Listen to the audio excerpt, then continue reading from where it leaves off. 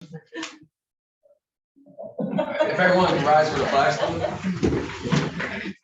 I pledge allegiance to the flag of the United States of America, of the republic and to the republic for which it stands, one nation, under God, indivisible, liberty and justice for all.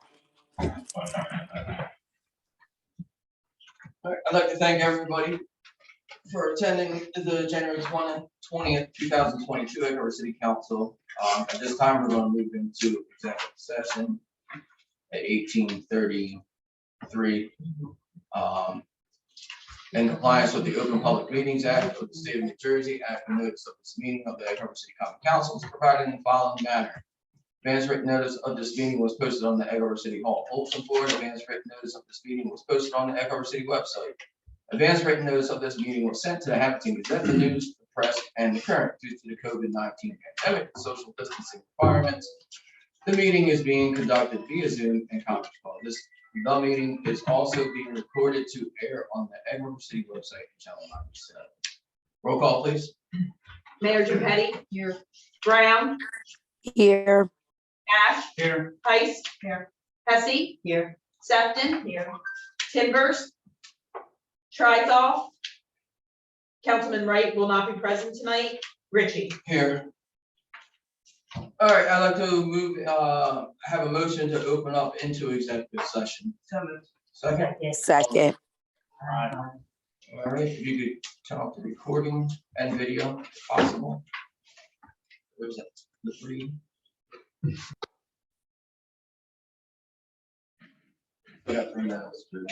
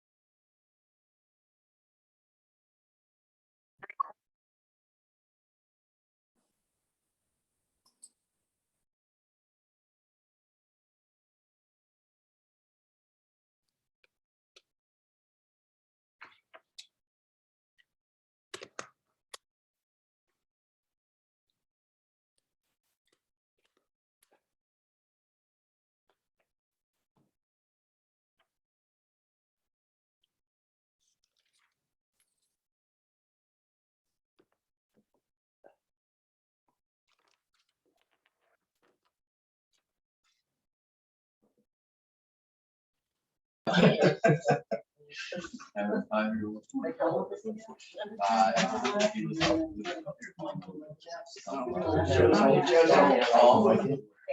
we good now? All right. Thank you, everybody, for coming tonight to a regular scheduled council meeting, January 2022.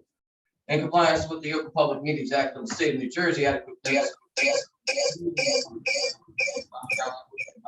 following manner. Advance written notice of this meeting was posted on the Egg Harbor City Hall bulletin board and just on the Egg Harbor City website. Advance written notice of this meeting was sent to the Abington Gazette, the News, Press, and the Current. Due to the COVID-19 pandemic and social distancing requirements, the meeting is being conducted conference call.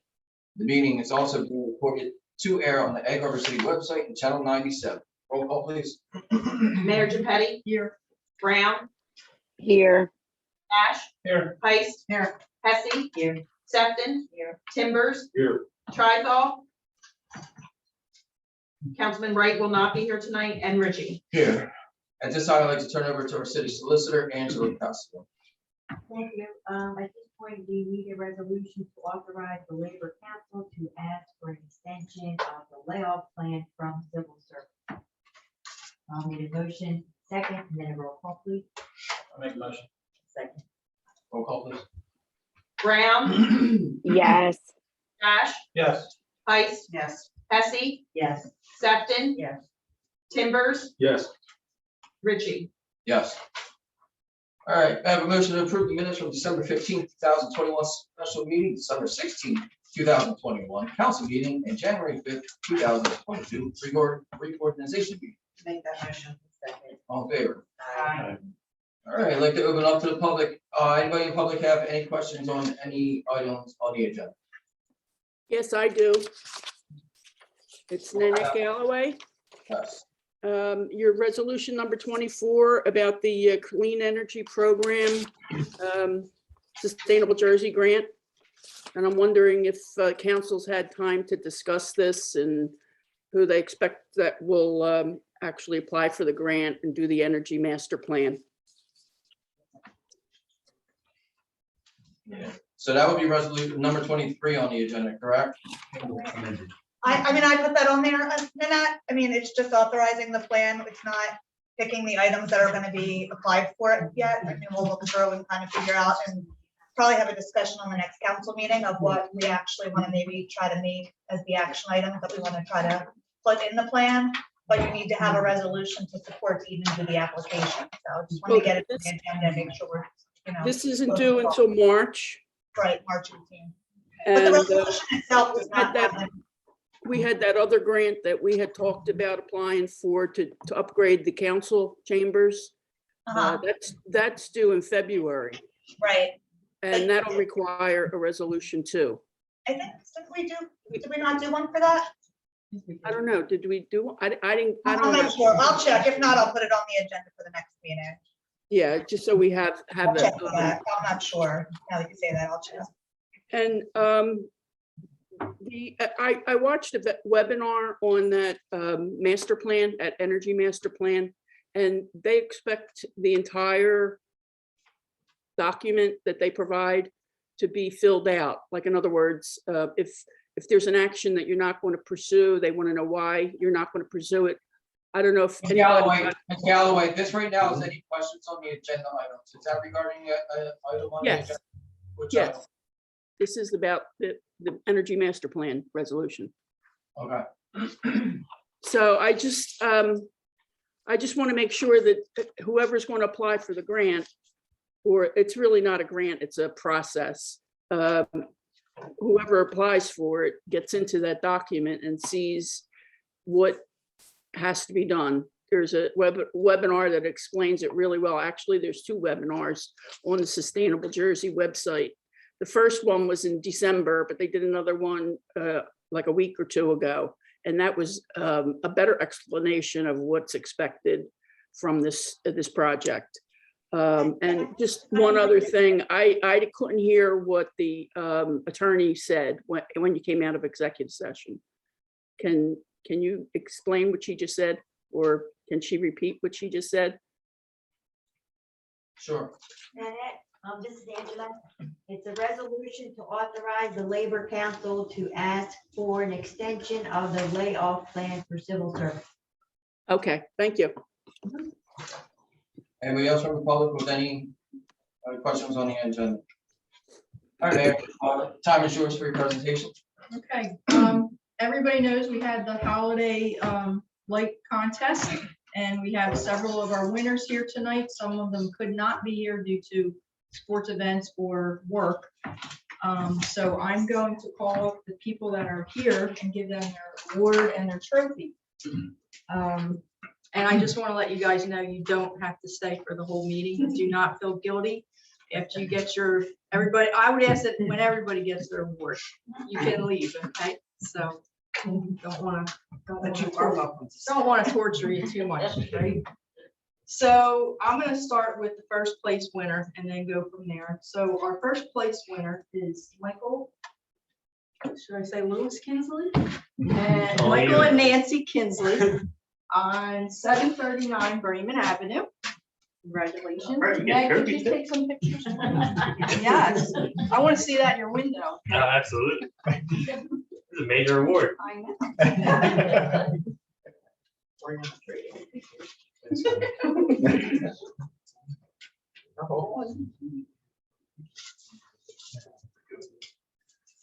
And Michael, did you want to say anything, or are you good?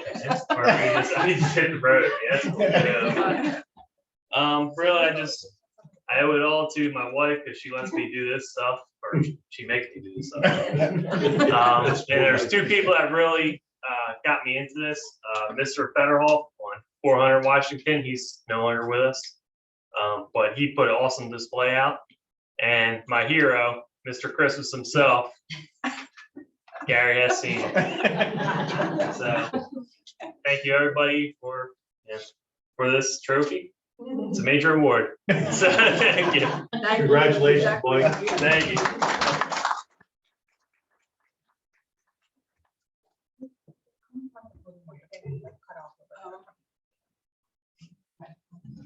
Okay, so second place was 555 Chicago Avenue. It's Gary and Carmen Glaseberg. Unfortunately, they had to work late this evening, but they cannot be here. And that their display was connected to a radio. Did you guys get to look? Oh, never mind. So anyway, so if you went to their display, you could dial in on a radio and the lights would flash with the music. So that's what that was. Okay, and we had a tie for third place. And third place was 117 Boston Avenue, and that's Gary and Vivian Hess. If you want to come up, Mr. Christmas himself.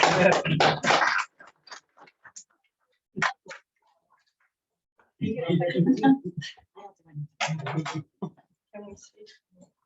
Everybody see? So here you go. And you should probably take that too. Yeah, might as well. Congratulations. Would you Thank like you. to say anything? I'd like to, say to the residents of A Carver City, I mean, everybody did an outstanding job at A Carver. I mean, there was a lot of houses that were well lit. In my opinion, Mike truly deserved first place. He did a beautiful job. He really did. Every year he steps it up a little bit more. And he always calls me Mr. Christmas, but he is going to be the new Mr. Christmas at A Carver City. He's getting better and you're getting older. Yeah, it's getting harder to get up on the roof.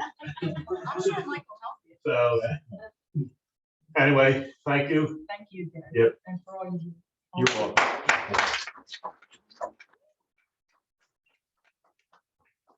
Okay, so the other tie for third place was 158 Boston Avenue, right down the street from Gary on the corner. And that was Jeffrey and Martha Kupinson. And they did a really great job on the corner. I heard he was out decorating with the Santa Claus costume on and whatnot. So his house looked really nice, but they unfortunately couldn't be here because they're at work out of town. Okay, then we have some honorable mentions. And I'll go through the ones that I don't see here. So honorable mention number one is 27 Liverpool Avenue, and that's Angel and Balbiana Vidro. If you could come up.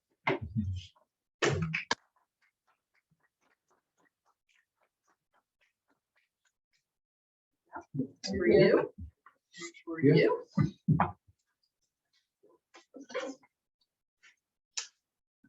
Would you like to say anything?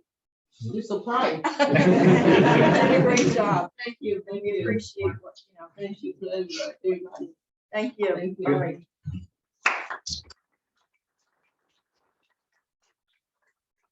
And the other honorable mention was 7 Third Terrace, and it was Angel Wilson. She couldn't be here tonight. And 1310 Hamburg Avenue, that would be Pat and Elaine Giacomo. They are coming, but they're coming late because their son has hockey, so they might be here about 4:15. So thank everybody. I thank everybody, and like Gary said, the town looked beautiful and everybody did a great job, and it was just a very hard choice to make. So, you know, get those decorations ready for next year. I know Gary's going to go out and buy more probably. I think Michael. Mike's leaving his up so he gets a jump on the next year too. Already ready. So thank you very much. And everybody give them a round.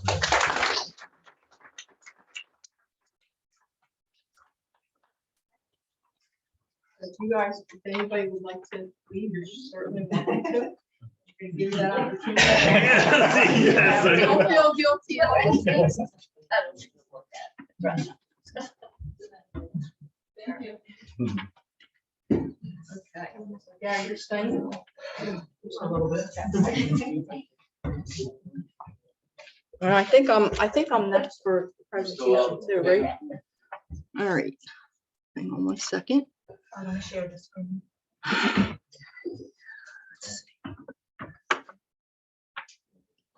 You're gonna have to share the screen. You gotta share the screen first before you do this. Just can you minimize it? If not, I can just do it again. It's not a big deal.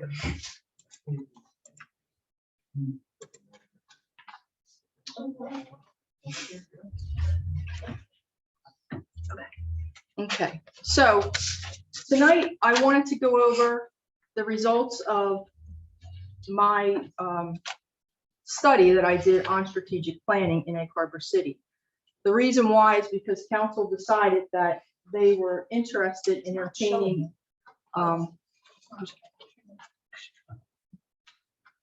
Sorry. want me to start over? Just click close the arrow, start it over. No, you're good. I just hadn't actually clicked share.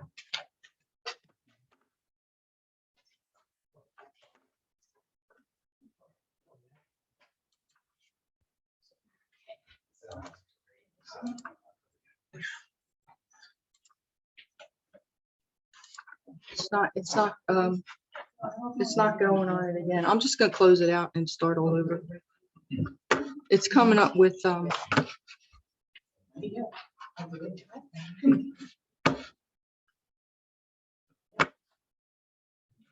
I lost the mouse. Is this touch, Judy?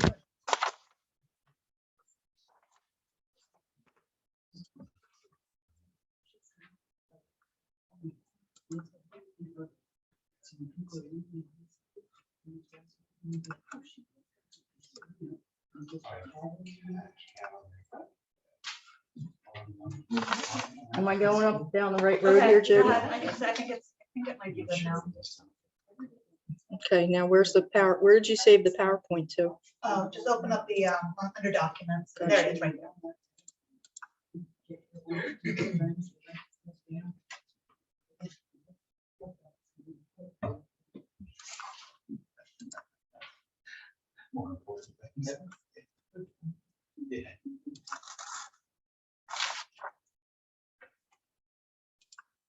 Okay, so the reason I'm here doing this tonight is because council was interested in going forth with a strategic plan to add to our master plan.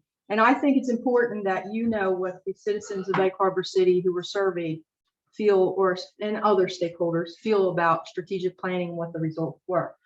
So the purpose of the study was to quantify the extent to which stakeholders value both the benefits of strategic planning and also defining a shared vision a shared mission statement and establishing core values for the city, and to determine the frequency at which they perceived barriers to strategic planning.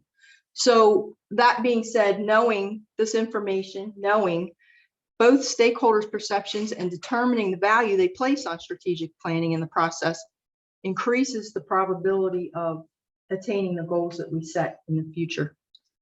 So the results also provide the city leaders with clarity on the usefulness and feasibility of creating a plan, because it is a process. It's not a very arduous process. It could be, depending on how you want to go about doing it. So we see on the PowerPoint that strategic planning is a deliberative, disciplined effort to produce fundamental decisions and actions that shape and guide what an organization does and why it does it. And normally, most private sector organizations have this. The problem of practice in Egg Harbor City is that we don't have one. There is no strategic plan to guide and direct operations. There is no shared vision, mission statement, or core values to unite stakeholders under a common purpose. So why strategic planning? And listed here are several things that strategic planning does. Some of them are very relevant to our current situation, which would be the collaboration project motivates employees, reduces stress, improves the work environment and morale, and increases productivity. The planning process builds stronger partnerships, strengthens the leadership, facilitates collaboration towards a common purpose, and aligns our priorities. It provides a method to deal with changes and problems that arise in the community that threaten its stability. It most importantly addresses the needs of the community and the concerns of the citizens. Provides financial accountability to stakeholders, which is very important, and provides direction for the future, and promotes positivity, which is important also, and improves competency. So the purpose of the study I already went over. I'm not going to repeat that. So the study had questions involved on the survey. I'm sure some of you sitting here actually did take the survey, I'm hoping.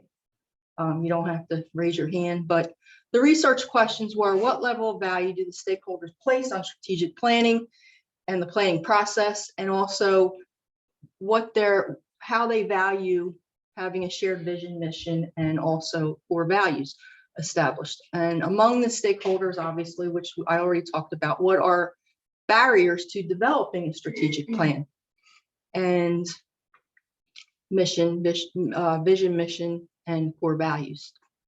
So the survey was called PPEHC, and that was anonymous survey. It was a Likert scale survey. The values were treated as interval data to generate descriptive statistics. The multiple responses were calculated to determine frequency. There were 25 questions, and it took approximately 7 minutes to complete. And there was one open-ended question which said, is there anything else you would like to add or comment on about the survey, or add anything to whatever? So the survey design was designed to address, the first block was designed to address question 1, what value did they place on strategic planning and the benefits of it? And here the benefits are listed for them to choose: stronger relationships and partnerships, positive attitudes, improved competency, and improved morale. That was their choices that they had to rate. The second block addressed question number 2, and the same question, only on a vision, mission, and values. Promote fiscal accountability, addressing the needs of the community and the concerns of the citizens, aligning priorities, and providing direction for the future. The last block were questions 3 and 4, and they wanted to measure the frequency in which stakeholders perceived barriers to developing a strategic plan and having the mission, vision, and values.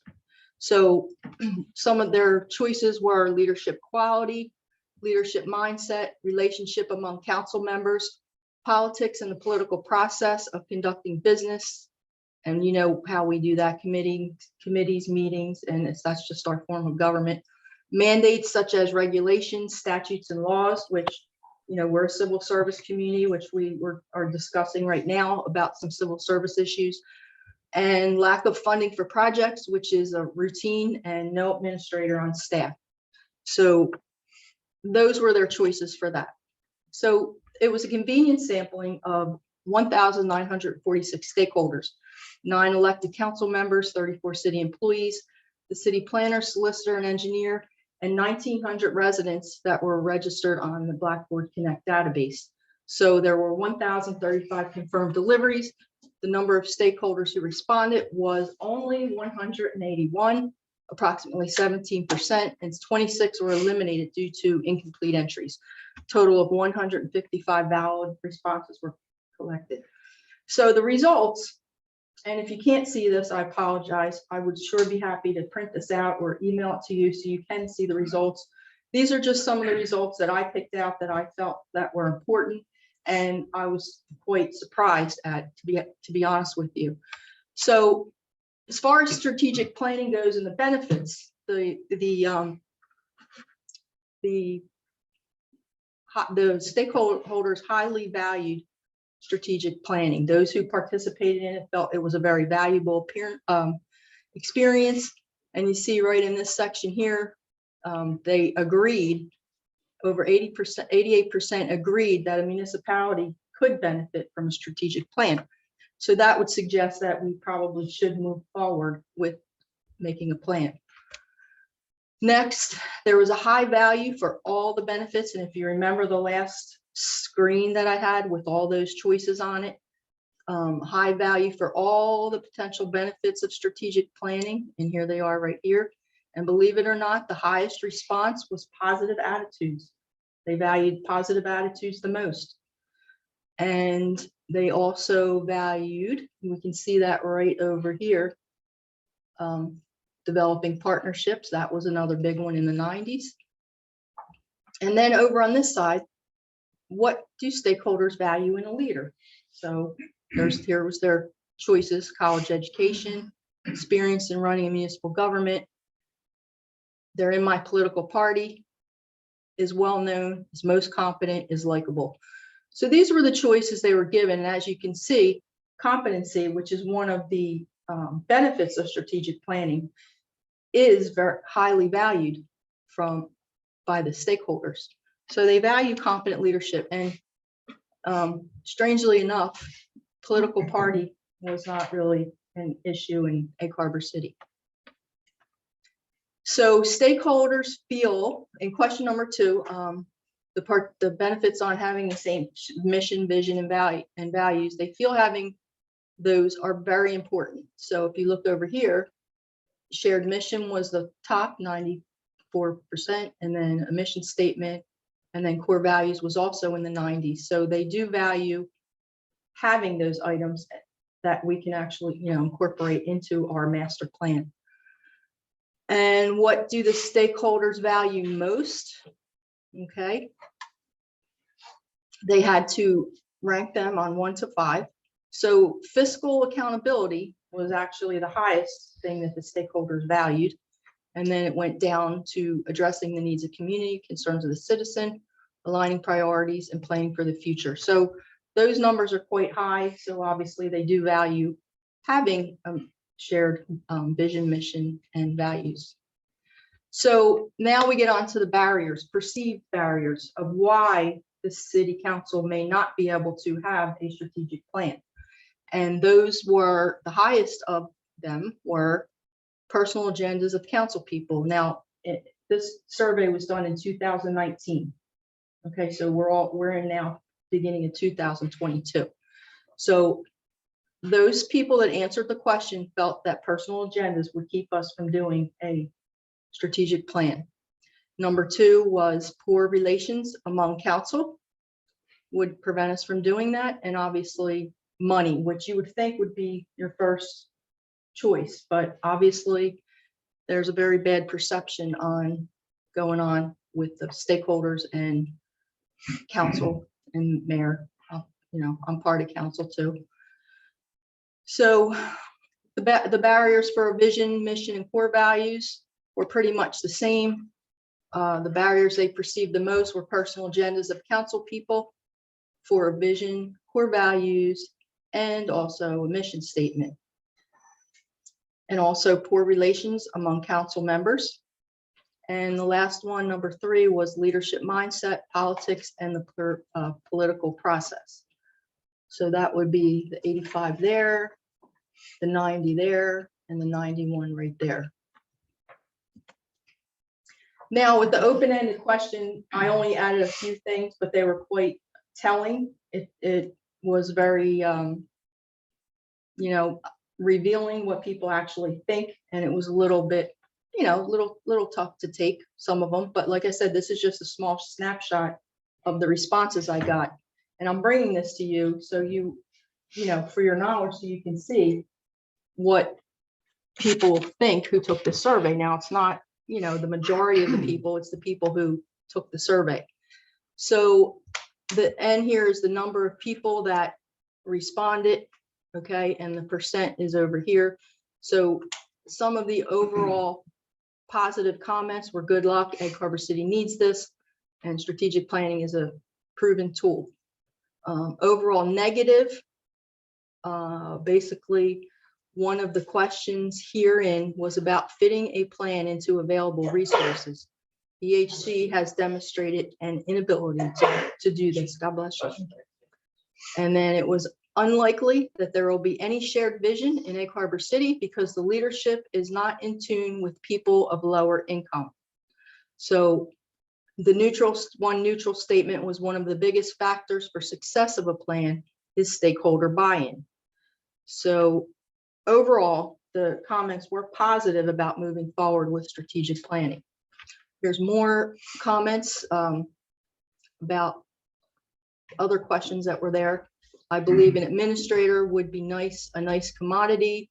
Reducing the size would help with a full-time administrator to run day-to-day operations. That means reducing the size of council, but we know that that's based on what we're formed on. And if we went fully to the Faulkner Act, we would have to all be ward and district. Right now, you're all at-large council people. You can live wherever you want.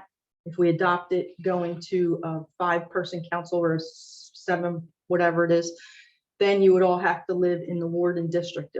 It would all be split up like where we vote, just so you know that.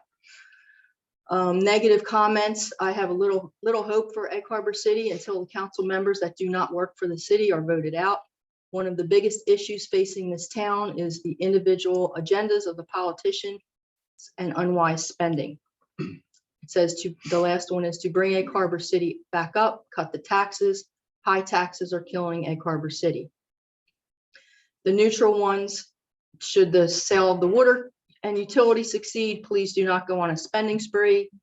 I don't believe that in politics, everyone has to get along. There has to be respect for the process. However, differences of opinion are always welcome and the majority rules. That's what democracy is all about. So overall, 79% of the comments were negative, and they were consistent with the barriers that were identified in research question 3 and 4. And this also is just a few themes that were taken from the open-ended question. And you can see here it was water, administrator, government, city, taxes, leadership, schools, police, politics, and shared services. So this line would be the number of positive, this line would be the number of negative, and these would be neutral to these themes that were identified in the open-ended question. So to sum it up, city stakeholders believe their taxes are not being spent on things that they value. It's too expensive to live in Egg Harbor City, high water and taxes. Stakeholders do not feel an administrator is necessary. Stakeholders are dissatisfied with their leadership, and they're all consistent with the research questions. So what do we do about the negative comments? So here's some more negative comments, and I thought it was worthwhile to mention some of these that we just talked about. One of the other comment was Egg Harbor has the highest taxes and water bill, and we get pretty much nothing for those taxes. The schools are terrible. I feel like it costs $1 every time I flush the toilet and $10 for a shower. It shouldn't be this way. We can only blame the city administration. So that's a tough pill to swallow, right? But this is the feelings of people, and it's good to know these things as we move forward and develop, a plan for the future. Stakeholders don't feel an administrator is necessary. You don't need a business administrator. It's been proven in the past that is a complete failure. And stakeholders are dissatisfied with their leadership. The comment was the members of the governing body need to be competent and know what their position entails before they run for office. The members need to stay informed. It appears some members of the governing body do not know their job. And one of the biggest issues facing this town are the individual agendas of the politicians and unwise spending. So about the survey, okay, so most of the people that commented on the survey, because it was asked, do you have an opinion on the survey? It was overall negative. Apparently they didn't like my survey. And some of the things that they said, well, the overall positive, which was only 20%, I think it's a great idea to conduct a survey. The survey is a good attempt. How would the results and conclusion of this survey and the progress get communicated to residents? And obviously, I'm communicating that now at a public meeting. The negative, which was about 40%, it's hard for me to imagine how the results of the survey could be useful. And the other one was the survey is way over the heads of most people in Egg Harbor City. It needs to be more clearly worded for better understanding. It sounds like it's directed to a small percentage of the population, perhaps so they don't complete it or just give a haphazard answer. And then the neutral was don't let the planner run the entire survey. Whatever, maybe they mean the strategic plan. So overall, it was negative. Now, the demographics is very concerning. And I think that's a problem for us going forward. And that's why I put this up there. It shows here that there's a very small amount of minorities that took the survey. Why? We don't know. But that's a problem because you have to reach out to those people to know what they think too. It's not just a small group that you cater to, it's everybody. So that's something to consider going forward. And just if you look at the age groups here, it shows you most of the people that took the survey had a bachelor's degree. 81% of those who took the survey identified as white, and 45% of the people that took the survey made between $50,000 and $100,000, and the age was between 55 and 64. That's the most. So that's good to know going forward. Okay, so we're almost at the end. Basically, we have to know what stakeholders want changed, know what they value, and know what obstacles exist. This is just a baseline for moving forward. Of course, we would have groups, survey groups to let us know exactly, maybe in a little more detail, what they want and what obstacles exist. So we could do brainstorming. We'll have to do a SWOT analysis, focus groups, and create the stuff that we just talked about. Stakeholders want their leaders to develop a shared mission and vision and values. So we need to meet as a council to determine a shared vision, a mission statement, and core values. And that's really something that should come from the leadership. A vision is nothing more than saying what our organization looks like when it's operating perfectly and absolutely perfectly. Now, we may never get there, but that's the vision that we shoot for. And the mission would be, what are we doing? What do we do to get to as a city? And what do we value? You know, you have to have a value, you have to internalize that value. Some values people have are maybe trust, maybe friendship, things like that. So as a city, we have to decide what our core values are and define those. Values of key stakeholders must be sought out, and key stakeholders are who we identify as key stakeholders. I would suggest that specifically reach out to the minority population because obviously they are key stakeholders. Approximately, I would say now it's 50-50. 50% of the residents are minorities. So that's half of the population. So we would want to conduct surveys at target locations, possibly have small group meetings with stakeholders. Also, improve public relations and reverse the next stakeholders' negative perceptions that we talked about. We can have town hall style meetings, more outreach on social media, neighborhood walks with council throughout the year. They're just a few suggestions that we could do. And lastly, the open-ended responses reveal frustration, dissatisfaction, and animosity towards leaders.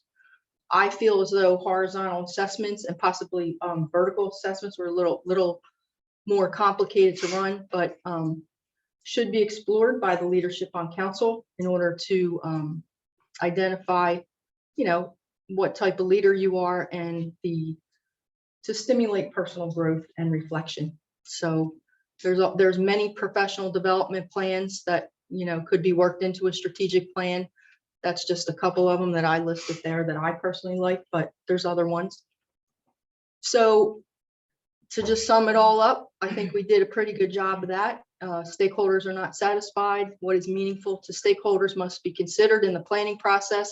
The way government is currently run must change to be more proactive instead of reactive, which I believe that's what we are, is reactive, and we've always been that way. We have a little bit of proactivity going on for maybe some grants or maybe some road projects or whatever, but it should be memorialized in a plan that if we want to do road projects, this is what we're doing, road projects, and everything we do is going to be devoted to that. Leadership, stakeholders do not want an administrator, which we talked about. Leadership mindset is important, but more research on that is needed. There really is not a lot of research on vertical assessments on, say, council people in municipalities. So how your mindset is very telling as to how you govern or you lead. So there's what's called action logics, and there's different values there, but that's difficult to assess. It's very expensive. The open-ended questions were very telling. Changing negativity of stakeholders is critical for us, I believe, and a significant outreach effort to minority stakeholders is needed. And this is all going forward. That was suggested by the stakeholders, by the survey, and then I think that we have to consider. So the action plan simply disclose the results to the city council at a public meeting, which I'm doing. Propose that as a strategic plan with a vision, mission, and value statements be incorporated into the master plan, which several of you did indicate that you wanted to do that. And if you do support that, and I believe we have a resolution tonight confirming your support on that, ensure that diverse stakeholders are represented in the planning process. Any questions? Any questions? I have a question, more of a comment. I remember actually taking that Okay. survey in 2019. Did you make any of those negative comments? I may have. I may have it, Okay. and that was prior to me running for council. Okay. And I can tell you that the council that sits up here now is considerably different than the council that sat up here in 2019. Well, that's why I said it was 2019. So there was a lot of negative comments, and I'm kind of curious on why we're focused on the negative comments from 2019 now in 2022. Well, I can't take them out because it's just the survey. I can't just. No, I understand the that. I survey. understand that. I This is the first time I've seen these results, though. right. So I'm wondering if it would be relative, and I'm in favor of strategic planning. I wonder if it would be appropriate to send this questionnaire out again. And we and could. get some more up-to-date opinions. Yeah. And certainly reaching out to a more diverse group of people would be a good idea. And I think some of the questions were a little bit complicated. Maybe they could be simplified a little bit or just clarified a little bit. So I'm in favor of the strategic plan. I'm in favor of resubmitting this survey so we have current information. Maybe the answers will be the same. I don't know. I don't think they would be, though. Well, also you have to remember, Steve, that there was a very small percentage of the population that actually answered the question. Correct. So that could have something to do with Mayor, it I have a too. question. I don't recall, but was the survey offered in Spanish as well? No, was not. And that That could might be be a something problem that too. could be helpful if indeed we are going to reissue it. But since you mentioned part of the population is minority. Right. Well, this would have to be simplified to a different type of survey because the results that you see here, they were generated on a software thing, and then you have to put them into another software and then run the things and then analyze it. It took a long time to analyze the data, believe it or not. It's just not, running a survey and then just get the results and go with it. There's a lot. It's called SPSS. It's a statistical program that you use. The results from the Qualtrics that I used to distribute this, to make the survey and distribute it, was like raw data that you get. You can't really use what they have, their little cute charts and whatnot. It has to go into what's called a CVS file, and then you have to dismantle it and put it into the SPSS system, and then it runs the data that you use to analyze.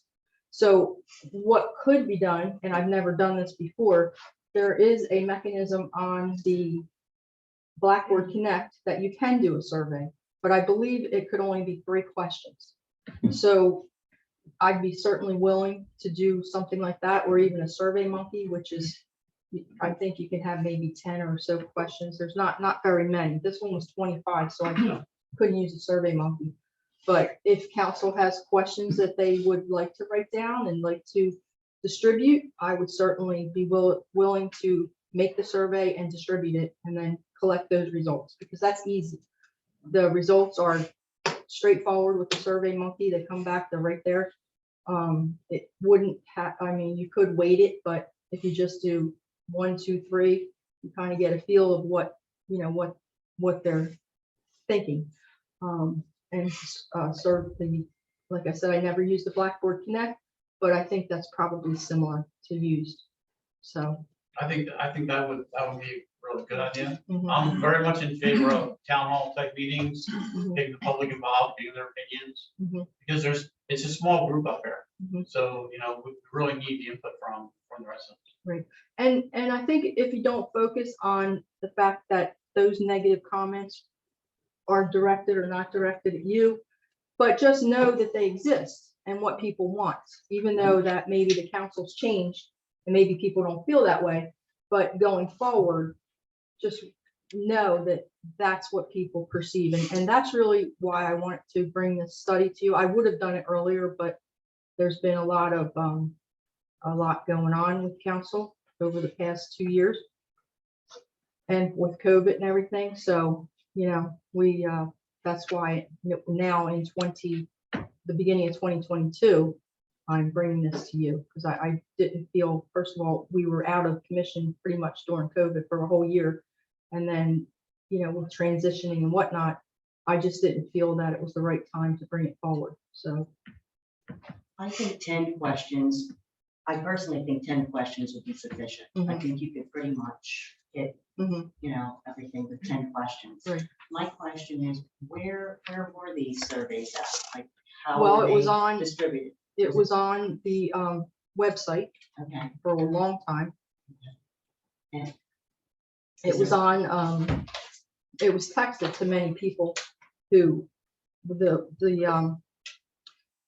stakeholders that I mentioned earlier, like say, City Hall or whatever, or City Council, it was texted, the link was texted to all City Council members to take it. I just did thought not maybe- put it on Facebook because it wasn't designed to filter out non-residents. You can design the survey on Qualtrics to filter out non-residents, but I did not do that. So it would just be simply a question, are you a resident of Egg Harbor City? If they said no, it would take them, thank you for your interest, but your survey's ended, whatever. Mhm. But I didn't do that. So Is there, it might be possible, I don't know, if we were to put it in with one of the utility, something like that, the water. Yeah. Something like that. Mhm. To let people know that it is there. And remember also, when you meet with stakeholders, you identify your stakeholders. The survey could be given right then and there. So we'll get a little iPad, here's your questions, answer it and whatever, something like that. Or we can go door to door, which I considered also possibly. Even if you put it on the webpage and you make an all call to city residents.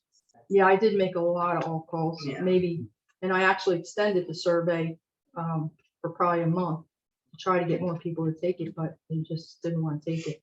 But, you know, we can't focus on that, but we have some good information. We got a little snapshot of what people think, a very little snapshot. But going forward, as we outreach to other stakeholders and identify those stakeholders and hopefully meet with them, we'll get a better picture of what it looks like. Any more questions? Okay, well, I thank you for your time and I apologize if I took too long. I was trying to hurry up and get through it, but, all right. So Jody, what do you want me to do here? Can you click end share at the top or no? I'm gonna try. Hold on.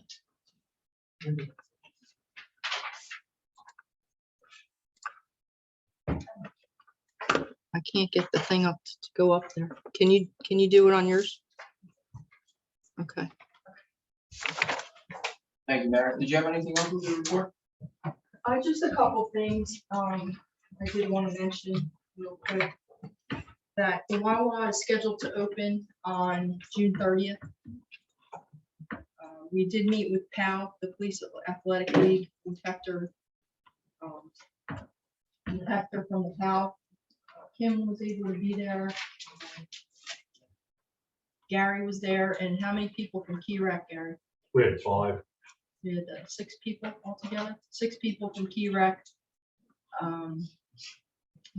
Chief was there, Candace was there. And is that it? So we got a pretty good group there. So just to let you know, that's still going forward. And Hector would like to request coming to the February 24th meeting to do a presentation for the entire council, so that you can decide whether you want to entertain giving him the land to put the building on. And that's basically what he needs to go forward. Candace, were you going to bring up the Coalition Wrestling, or should I? Yeah, you can say. Okay, so the Coalition for Safe Community has secured funding for a wrestling program in Egg Harbor City. It'll be done at the middle school. We have people that are giving money to buy mats, and we have coaches who have volunteered to come and train the kids. Do you find Clarence Mays to come back? Yeah, we were talking about that. No, it's actually Tim Mancuso from Atlantic City.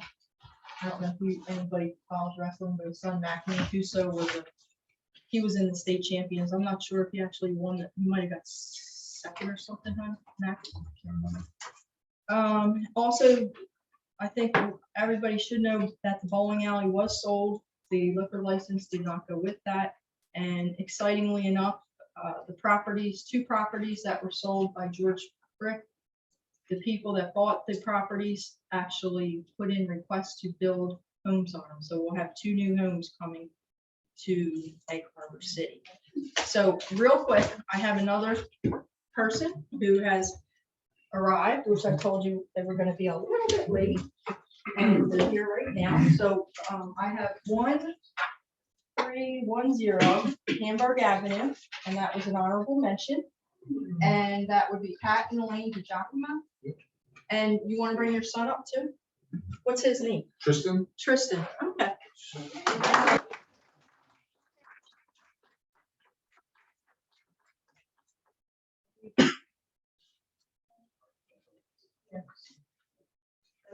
We're good. Turn around, like, okay, turn around like where you are. This is right here. Okay, sorry. Okay.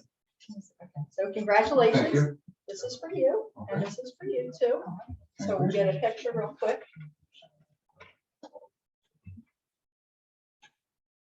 Got it. Would you like to say anything? Your house was beautiful. You did a really Thank you. great job. Thank you. And you also had a menorah, which I was very excited about. Yeah, we Yes. started that this year. Okay. We went all over the antique stores and yard sales trying to find matching ones, but yeah, we're gonna go bigger next year. Okay. Got some ideas. Sounds Yeah. good. All right. They're coming for you. Thank you. Thank you. You don't have to stay. You're please welcome to go, because we've got a long way to go here, and I know your little guy's probably tired, so don't feel like you have to stay. Thank you, guys.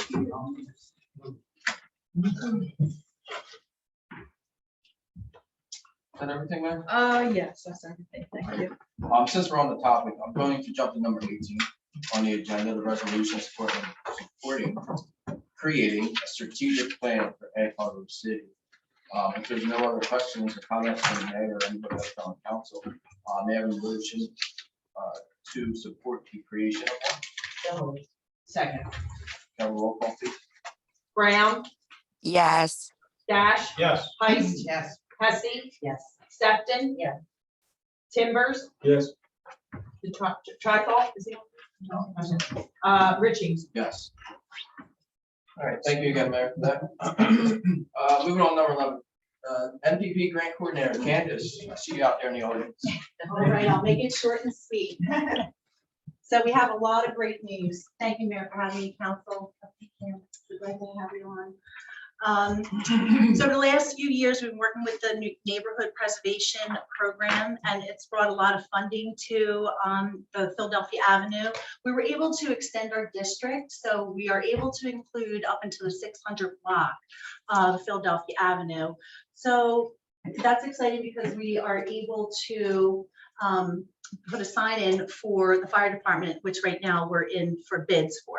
But I have more exciting news because just last week I met with the director, and we are going to do a pilot program with our NPP grant, which we're going to include Stockton and give 2 $5,000 scholarships for pop-up shops on Egg Harbor City, Philadelphia Avenue.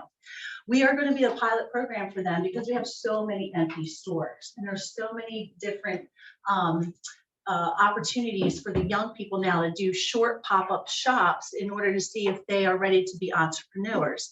So our NPP grant is going to be able to encourage them with $5,000 each, and we will get the stores ready for them. We already have a few businesses that we're working with to get them up to par. But I think this is going to be really exciting because we're going to get the young people back on the avenue and engaged. And hopefully, I'm saying we have to sell some vegetables, but I'm not being pushy. We'll grow them and give them for free. But I'm excited to work with Stockton and their professors. And I'm excited that Egg Harbor City out of 20 will be the first pilot program to do this. So we're really excited about that. We are going to start a Love Where You Live, a community service project that will start in March. And we're really excited about this too, because we're able to give gift cards to our volunteers. So I spoke to my director, and we're going to set up e-cards where if our community service volunteers come out and they do some gardening or they paint, and this is all in the district, or we clean the streets, we are able to give them between a $10 and $20 gift card in order to use in our NPP district. So that means after we get done doing our service projects, they will be able to either download it on their phone or physically given, and there'll be no, the NPP will give $1,000 plus towards this program. And if we see that it's going good and we're getting the volunteers that we need, then we'll invest more. But this is a great way to engage them and a win-win for our businesses. And most of the times we would stop and get pizza and cupcakes, but with COVID, this is a nice way. If people wanted to gather, they can, but they have an opportunity to maybe buy pizza for their family or whatever they want after our service projects are finished. Because I know it's tough to get the young people out there, but I think that this will definitely, and older people. I mean, I see people all the time, hey, what are you doing, Candace? If I offer them some pizza, they're coming with me now. I also want to give a shout out to Keith and his crew, keeping Philadelphia Avenue looking great, taking down the decorations, putting them up. Now that we've had so many, it really did look beautiful this year on the avenue, and every year it's getting better and better. So I talked to Keith about taking down some of the older dilapidated signs on Philadelphia Avenue, which will help bring that curb appeal back. And it's just a little bit of labor, and we'll pay them in cheesesteaks or something, I'm sure. But they've been great, and it's nice that we work together as a family. And hey, you need something? Hey, what's going on? So we're going to go to each. I have about 12 businesses that would like to take down something in front of their business, which is great. The old Weisbecker sign, old dilapidated things that don't really need to be on the buildings. So that'd be probably early spring, right, Keith? Yes. Okay. Pike Park, we used to call it Leatherheads Park, but we call it Pike Park now. Give it a little nickname. So right where that circle is, we wanted to see if we can get a nice sign that says "Welcome to Egg Harbor City," and just put nice flowers in the front. And then we're going to put some raised beds in the back that we're going to put herbs for all the restaurants in the back of Firehouse Pub. So it'll all be organic soil and all the restaurants will be able to pick from all these herbs in the back. And we're gonna do them in horse troughs this time because the wood seems to be breaking down and it's on a level service. So Nello is, I mean, he's a great cook and he's a good gardener, right? So we're happy to have him on board. Oh yes, we have 4 trash cans coming in order to take care of that problem with the trash in front of the laundromat. So we're gonna anchor both the sides of the laundromat and at the library. And as soon as they come in, Keith's gonna get them for us. Okay, and really that's about it. We did install a fence behind the library, which looks really great, but we're gonna mulch. And I have to say that the business owner next to them and the library says now they don't park on her side of the library with all of the neighbors. They keep to themselves because they can't see their cars because before it was a chain link fence. So already it has made the neighborhood feel safer just installing that fence back there. We also added some nice bushes to Leatherhead Park. And trash cans to everyone in the 100 and 200 block. And I have to say that I have been getting a lot of good responses from that, saying that it's helped at least the trash in the alleyway. And they're the big totes from ACUA that we Yes. purchased. We wanted to do that for years. And they have chips on them. Yeah. So if they get lost. Yeah. So, and our next meeting is April 15th. We're gonna do March, sometime in March after all of these things with the pandemic are gone away. And then we'll propose the vision for the avenue and what we hope for it to look like. Because as Lisa said, we really need to have a strategic vision. And with the NPP, it was about beautifying the community first with the flowers and getting people involved and fixing up the buildings, and then to bring the businesses in. And some of the businesses that I spoke to that have come here said it was because of the way that people cared about the avenue and the pretty flowers and that everyone was so friendly coming here. So we do have a very good heart in this community for each other, and I'm proud to live in Egg Harbor City and to raise my children here. And I consider you all friends and family. Yes, and if you ever need anything, Thank you, Candace. All right, moving on to number 12, committee chair reports. I don't believe any committee chairs have a meeting since the 6th. Okay, Carl, go ahead. So the land use board, we did meet, and it was basically a reorg where they appointed their attorney, and she elected from the agenda for Mr. Manos, also the engineer for Mr. Burton, and appointed the planner for the land use board again. And they did briefly discuss and vote on the zoning issues for St. Nick's. We didn't go for that with Ron Ryan. I mean, I wasn't committed to, but if you needed more information, that Ron Ryan. Yeah, sure, I'll review it. You wait for your, I'll say. Any other committee chairs have any? I don't believe so, right? I just have I just have the fourth quarter report from code enforcement. Permits, the total for permits issued was $46,224. TCA fees total $2,899. Zoning permits, land use board, $350. Clothing bin fees, $300. Total for zoning permits, land use board, $650. Fire prevention, $1,766. Annual inspection fee, $700. There's a note here, the city has 741 rentals. We actually, that comes up every once in a while, there's a higher number than what I said, include the apartment buildings. I believe so, yeah. The total for our CO inspections was $2,275. That included for code enforcement and zoning. So October totals were $6,467. November was $39,887. December was $8,070. For total income, fourth quarter was $54,414. That was submitted by Don Heffley, land use building department office manager. The code enforcement review will be setting the dates for the quarterly code enforcement meetings within the next week or so. The meeting dates will correspond with the quarterly reports. Thank you. I will say this, Finance and Redevelopment Committee, I will be looking to set a meeting within the first or second week of February for the first meeting of I'll get those, I'll throw out a couple dates over the next week or so, see what works best for the committee and there. Councilwoman Brown, if you could also do the same, set up a meeting for ordinance before the next meeting in February to review some things that we discussed that in the latter part of last year, I would appreciate it. And I'm gonna do the same with Councilman Trithall regarding that safety committee, because our fire chief has requested to sit down with them. So, other than that, nobody else had the committee has anything. We'll move on to Chief Allen.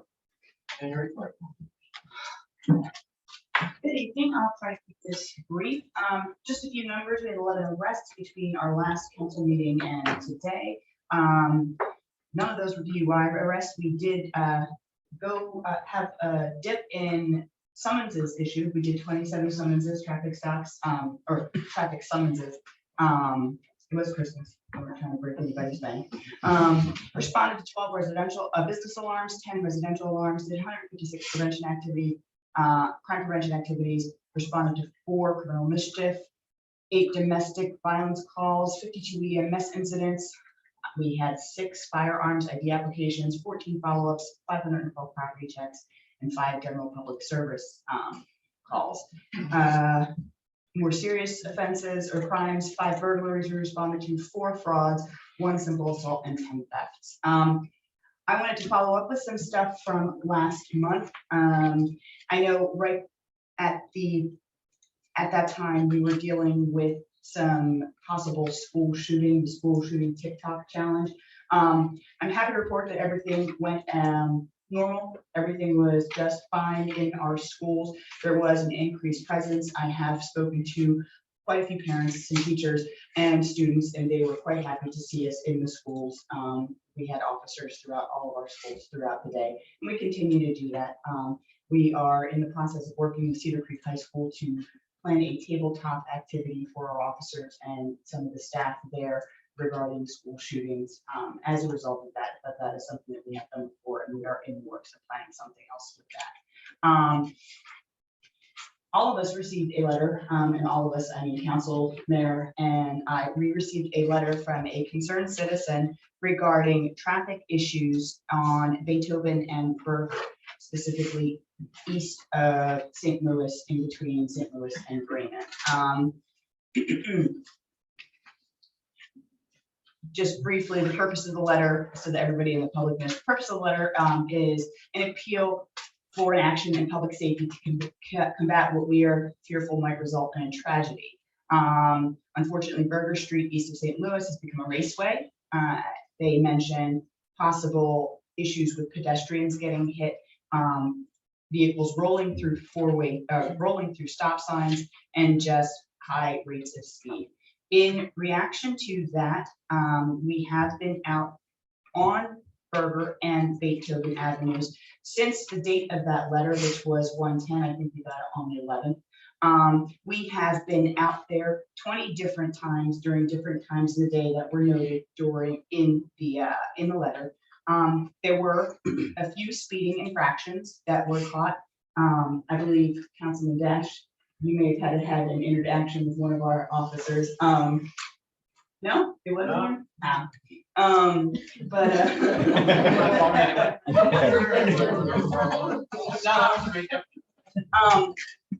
But we are out there. This is not the first complaint that we've had about speeding in various areas in the city. And to address that, it is difficult for us to have officers out at multiple times a day doing different things to get accurate data. So I did speak with the mayor, and I got some information regarding speed trailers. So we did put in a purchase order, and we will be purchasing 2 speed trailers that will help show people who are driving exactly how fast they're going, because I think sometimes there's a misperception of how fast people are actually going. And it will allow us to collect more accurate data. So that way, when we do get reports of this is a speedway, we can go back and say, you know what, okay, yes, you're right, or maybe it's not as bad as we think, but that way we can give you the appropriate information, and you can make decisions to make ordinances, to put stop signs, do other things that you can do with that data. So I I did want to let you guys know that we are addressing it. We are taking our steps to make sure that we are addressing the concerns of the citizen. And you'll be seeing officers in doing targeted enforcements in residential areas where there are perceived speed problems. So that's all I have for you right now. Any questions? Any questions? No, I just have a question. Where would you place it? Where would you place the speed sensors? The speed trailers, they are portable. They can be attached to a hitch of our SUV, so we can move them to wherever we need to move them to. Oh, I'm sorry, I just meant in particular on Burger and Raymond. Like, do you have an idea? Would it be halfway between the stop signs or? I have to take a look at exactly where we can place it, where there is an unobstructed view in order to run the radar and so that it's not in traffic, creating any kind of traffic hazard. I don't have the specific, I'm not very good at visualizing different dimensions, so I'd actually have to place it to see where it would be to get the best data and to be most effective. Thank you. Is that real-time data recorded? Real time, meaning, do I get the information right away? Yeah. No. The way that they do, we can retrieve the data either through flash drive or some other mechanism, but no, it's not real time. Any other questions? Thank you. Thanks. I have one thing that I don't know if it's my part to interject with this, but in regards to the chief, I had made a complaint to one of your officers in regards to the speeding on Beethoven. And within 24 hours, the next morning, that the problem I was having every morning with the same individual, police set up there next morning and had the guy within 15 minutes. And he actually replied today at normal speed. And he actually said to the officer, I kind of figured you'd be waiting here for me. That was his response. Because he knows I scream at him every day while we're out there walking the dog. But they use it as a raceway when they're heading to Freeman Avenue down the side street. It's the same problem you're having on Burger. Because you have the school, everybody's going to school in the morning, and then all these cars are racing down the side street. And like I said, they don't even hesitate to slow down.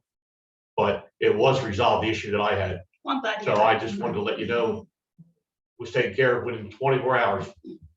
Maybe, please. I mean, I'm sure the guy who got pulled over wouldn't think so, but good, I'm glad.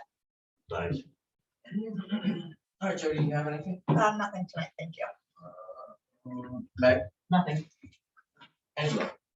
The only thing I have is, Ryan and I are meeting with Energon on Tuesday to discuss, the holdup and to discuss whatever other revisions they may want in memorandum of agreement. And then I'll report back to you or the committee as to what they decide. And then finally, on the BPU, just so the public knows, the BPU is continuing their investigation of the sale. On January 27th, they had a meeting with the BPU and the rate council to determine any resolution, which will probably get pushed back to the first or second week in February. So I'll have more to report on that hopefully at our next meeting in February. And that's all I have. Thank you. I'm sorry, Angela. BPU, Board of Public Utility. Oh, okay.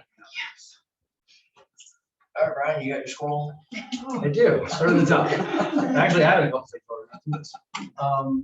So the park at Route 50 and Route 30, that technically was not a park as far as Pinelands was concerned until like a couple weeks ago. We had applied, they finally approved that application, so that park is now legally established as far as Pinelands is concerned. The yeshiva application that came up at St. Nick's, the board had voted to re-vote on the application after denying it with a 4-3 vote with 4 yeses and 3 nos, because you need 5 votes in the affirmative to pass a use variance.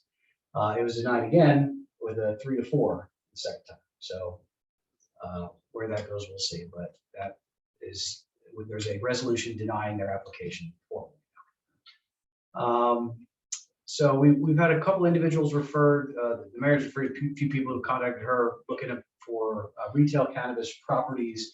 And something that's come up is separation from parks. There's a state regulation for a 500-foot separation. And specifically for Lincoln Park, if you offset 500 feet in each direction, that covers all the way from the vacant lot next to McDonald's to Kowalski Tire.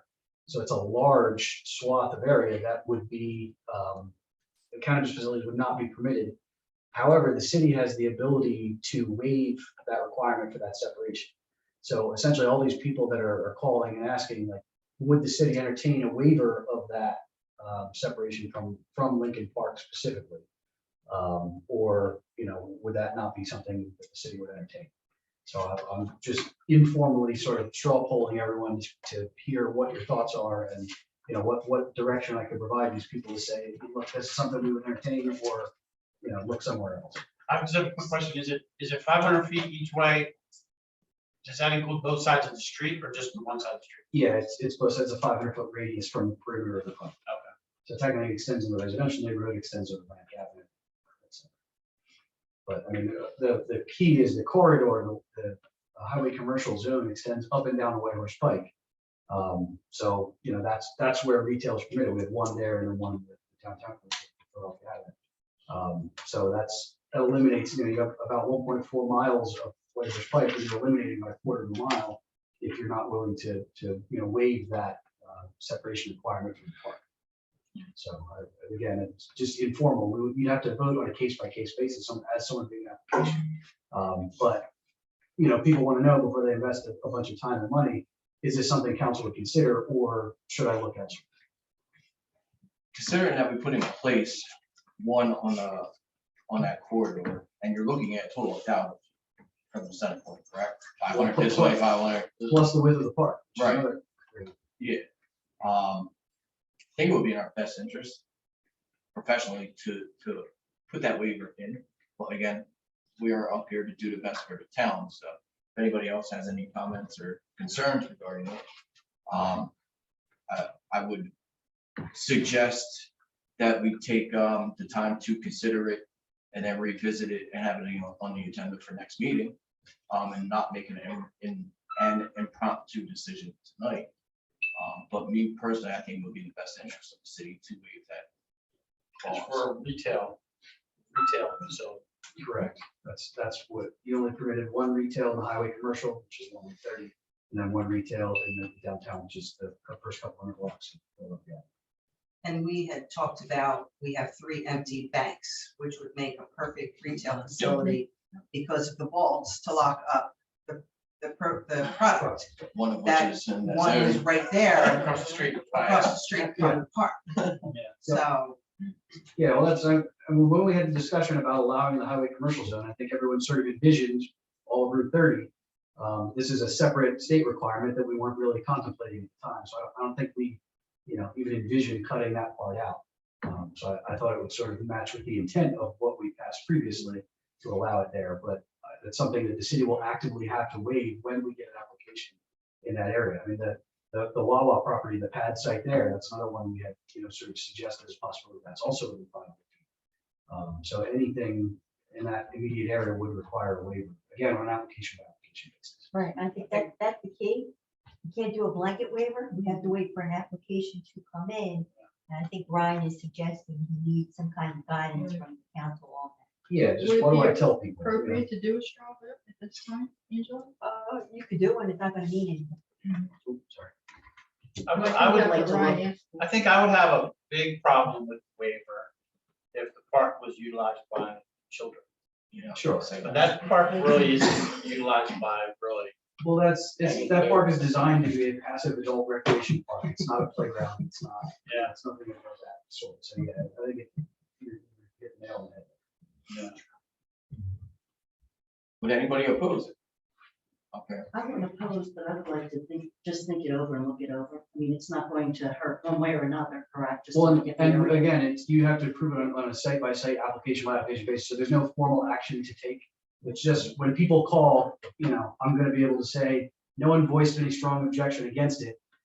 Obviously proceed at your own risk, but understand that, we did approve this whole corridor and no one was like, oh, definitely not, And Ryan, you did say people are approaching you, have been approaching you recently? Yeah. Well, I don't know. Yeah, Lisa's referred a few. We've had a couple, people are asking.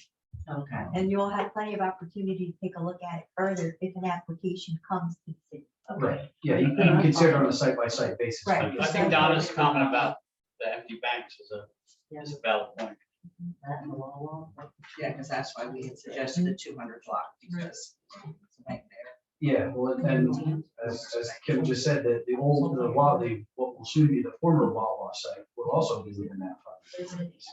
So, you eliminate a lot of potential. All right, so I think I got enough to be able to speak intelligently. Yep. So the solar, we touched base with those guys today. They're gonna be sending something over for the interconnection application in the next couple of days. I told them they should be able to sign those documents on behalf of the city, given the past resolutions and agreement.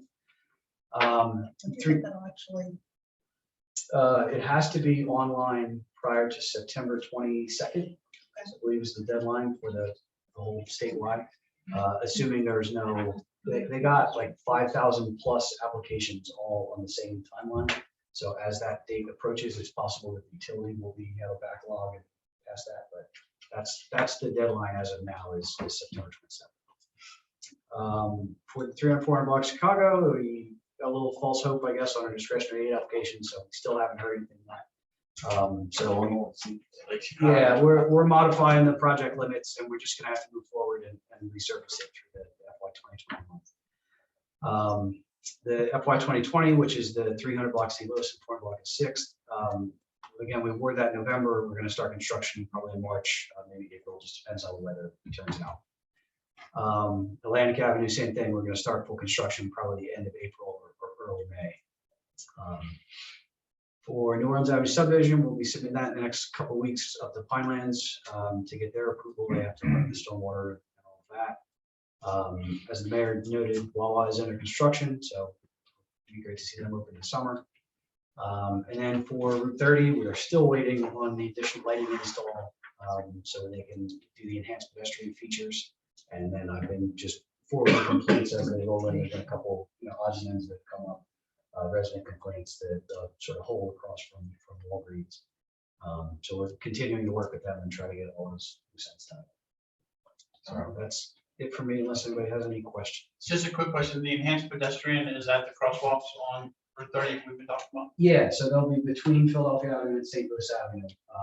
When we had that meeting with them, they targeted enhanced lighting and then crosswalks and signage that would be appropriate. They don't want to do any of that until they have light. So I don't know what the holdup is for lighting, but we're not going to see anything until the lights are. Are we responsible for that or?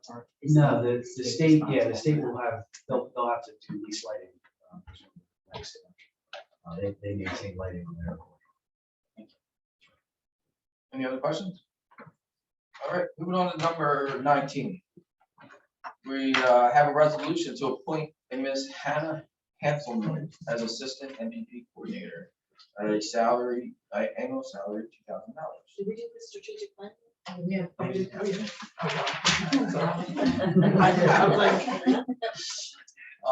there's no questions, comments, or concerns, we have a motion. I have a question. Is this a new position or is this filling a position? It's a new position. And it's paid for by the grant. It's not. Paid for by the grant.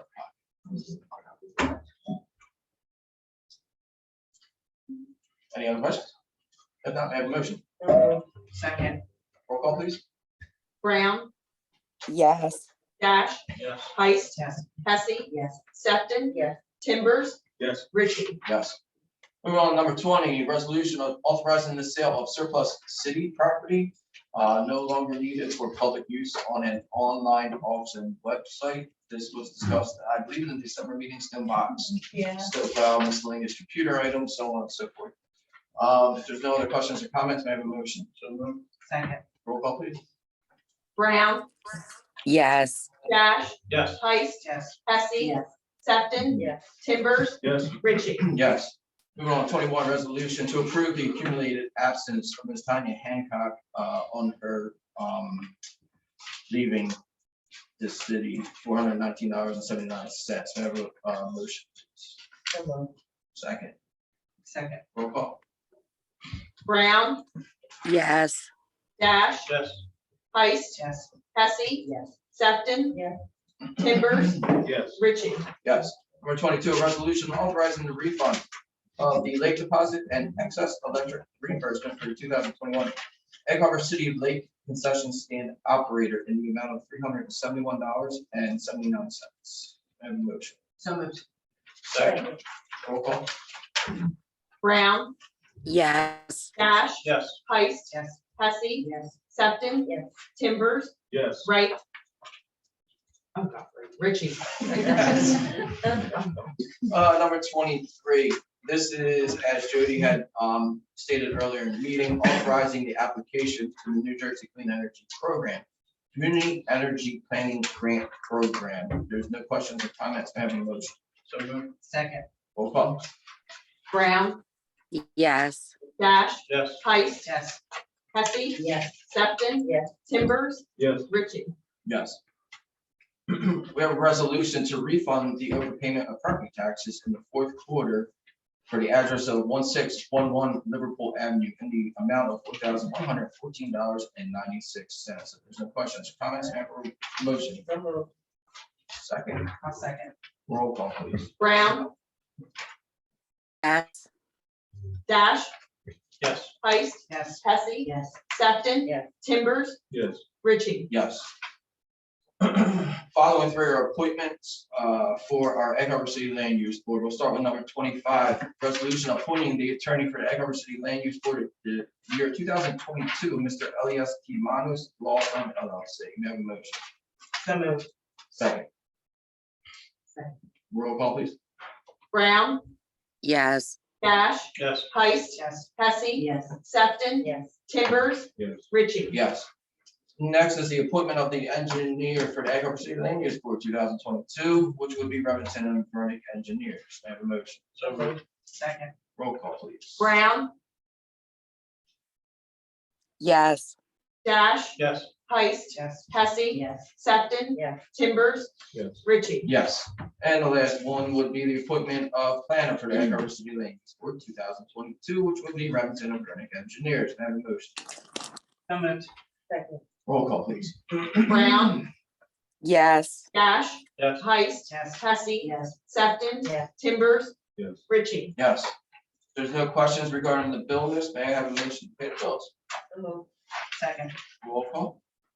Brown, Yes. Dash, Yes. Heist, Yes. Hesse, Yes. Sefton, Yes. Timbers, Yes. Richie. Yes. All right, Mayor, the floor is yours for any last comments. Just one thing I would ask, and I spoke to Keith about this already, I would like to see Keith on the agenda to give a report for Public Works, either monthly or each meeting, whichever he prefers, but I think there's a lot of things going on at Public Works that deserve to be reported out on. So I would ask the council president if that's an option that we could get added to the agenda. I don't see any issues. Anybody up here oppose that? All right, Meg, if you could have that on your, after the engineer's report. And what will we call it? Supervisor of Public Works. Is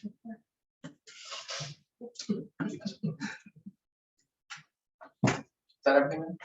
That's all, thank you. Thank you. Councilwoman Heist? The only thing I have is I had a resident call me about council meeting dates that she couldn't find them anywhere online. So I know we had just approved them, so if we can get them online. They are on the calendar. They're on the calendar now. Okay. Yeah. Yeah, she called me last week or the week Yeah, they're on the before. calendar. It's the events calendar, you have to click on it and then it opens up the calendar. Okay. I'll let her know. All right, thank you. That was all I had. Councilwoman Sefton? Nothing. All right. Councilwoman Brown? Nothing. Thank you. Councilman Dash?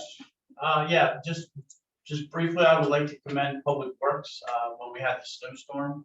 I had to get up early on my day off and drive into Atlantic City to plow. And I was very happy that when I jumped in my truck to drive down to Atlantic City, Egg Harbor City was already plowed. So great job. I appreciate it. And I understand you guys might have been a little short-handed there, but did a really good job. Thank you very much. Good job, Steve. Yeah, thank you, guys.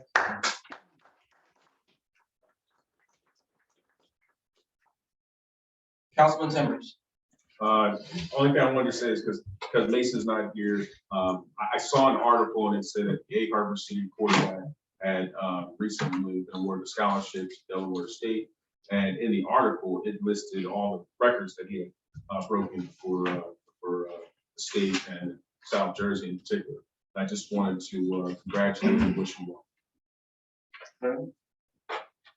That's it. Councilwoman Hesse? I would just like to thank Paul and Kim from Button Concrete for volunteering their time and labor for cementing the herb garden walkway at East Pilgrim Park, and also Brenda Ruth for facilitating it to get that to. I'm sorry. No, I just want to give them credit. And thank you very much. They did an awesome job. I just want to end before we go to public comment. Personally, I feel kind of excited about this year moving forward in town. I think we got the ball rolling last year in a good way. Little obstacles here and there. I think this year, we're going to succeed even more. I just have that feeling. I hope you guys do too. As Steve, Councilman Dash stated earlier, I think the council that's sitting up here right now has definitely come together as a working unit. We do have our obstacles, don't get me wrong, but at the end of the day, I believe we all respect each other's opinions and are working in the best interest of the ones we represent. So I just wanted to end with that. With that being said, I'd like to open it up for public comment. Anybody from the public? Yeah, I'd like to say one thing in regards to. Just come up to the podium. Well, you can hear my voice loud. I from there, know, I'm sure. we have to go through the process. You can state your name and. Yeah, my name's Gary Hess. I'm a lifelong resident of the state, live at 251 Havana Avenue. And I just wanted to commend Keith Adams and the Public Works Department.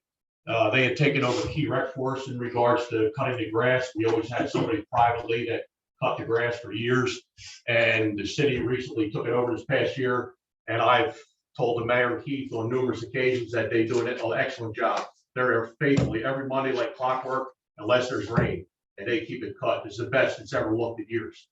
And I'd like to commend them on that. Also, in regards to the city, as far as the brush and the leaves, the crosswalks, the snow removal, for the few amount of guys they have, they should be commended for the work they do. Thank you. Thank you, sir. Thank you, Gary. I'll pass it along. Keith, I just want to add on to that. When you have that kind of workers doing that kind of work, there's a resemblance of you and the true leader that you are with giving them direction. I appreciate that, and I appreciate the nice words. I just want you all to know that I go back, pass that back to the guys, because they need to hear it, so, and it's not just big, that's clear. They step up, when times get tough and I put my foot down, I yell and scream, and I throw my temper tantrum, they step up. And Hold your ears, Marcus. times when, and times when I'm not yelling and screaming, they step up. So I don't want to be the guy that yells and screams. I just want to be the guy that is there to reward. And it's all about the camaraderie. So I think we have that. We're heading that way. So thank you guys.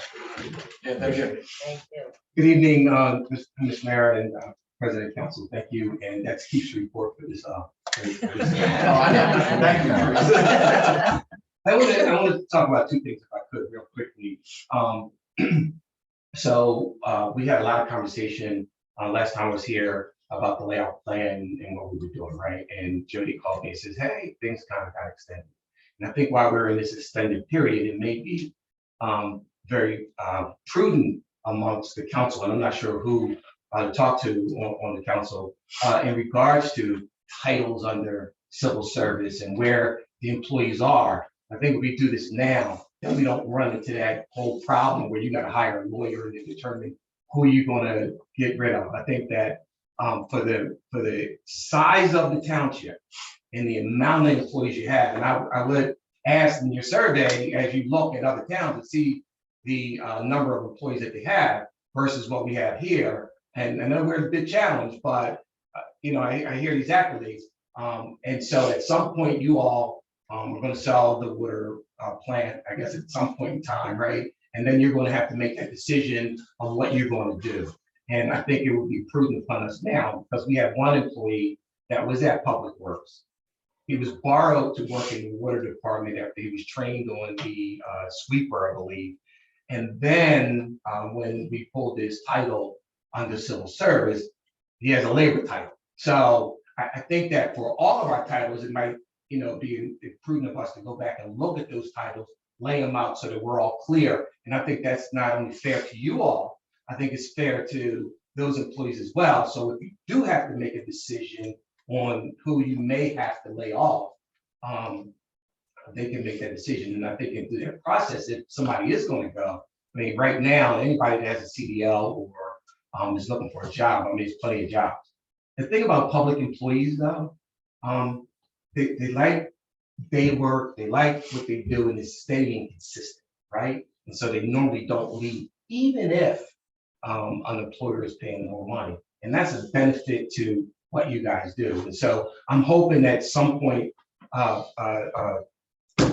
Council President, that we could find whoever on your board and sit down and look at those titles and then lay them out, because I've been here for a while. We've never talked about titles up until it was time to lay somebody off, which I think was really unfair.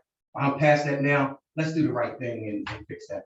Two, I want to talk a little bit about the American Recovery Act, because there was monies that was given out to each city, and the city got a nice piece of money and they did what they did.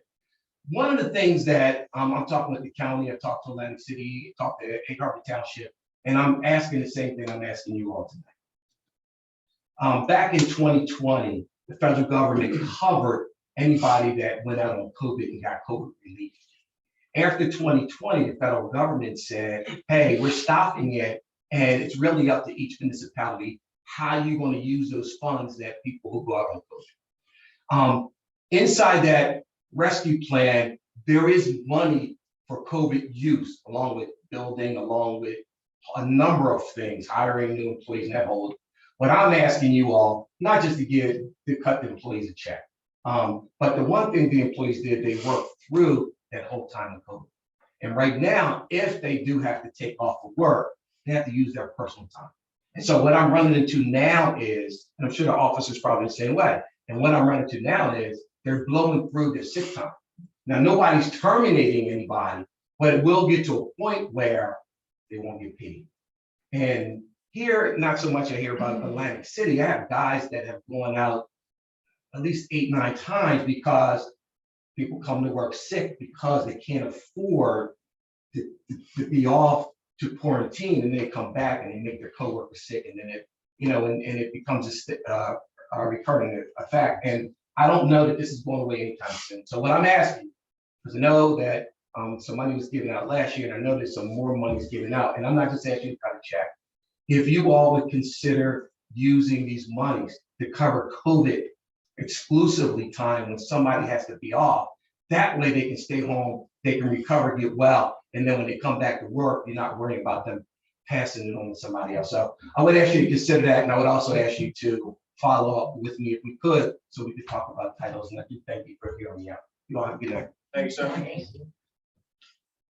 Anybody else from the public have any comments? Anyone online having any comments?